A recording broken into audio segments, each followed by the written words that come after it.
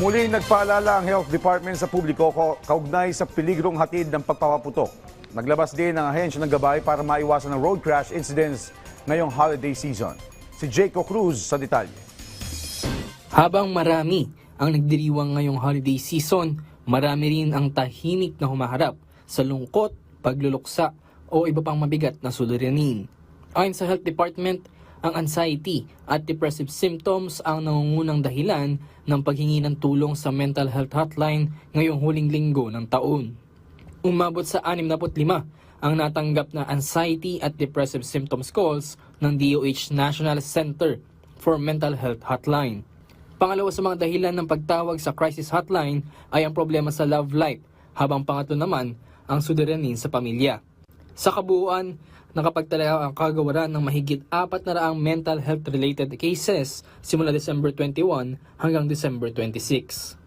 Let's all be kind to each other.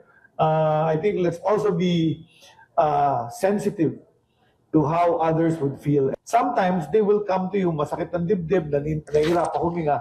Pero yung pala, ang problema nila, mental health. They're lonely, their families are elsewhere, yung tatay niya nagtatrabaho abroad, at malungkot sila sa Pasko. Samantala, umabot na sa 71 ang kabuang bilang ng mga nabiktima ng paputok. Ito ay base sa pinakahuling tala ng Health Department mula December 21 hanggang 27.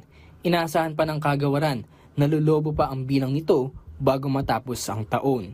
Gayunpaman, mas mababa ng mahigit 30% ang bilang na ito kumpara sa kabuoang bilang noong nakarang taon sa kaparehong panahon. Bukod sa mga biktima ng paputok, apektado rin ang kalusugan ng mga Pilipino. Sa kabuuan, may tig-4 na kaso na ng firecracker-induced asthma sa mga bata at senior citizens. Ito ay dulot ng usok mula sa pagpapaputok.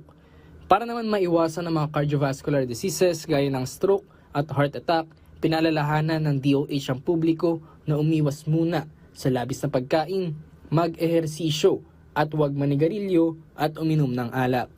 Jaco Cruz para sa Pambansang TV sa Bagong Pilipinas.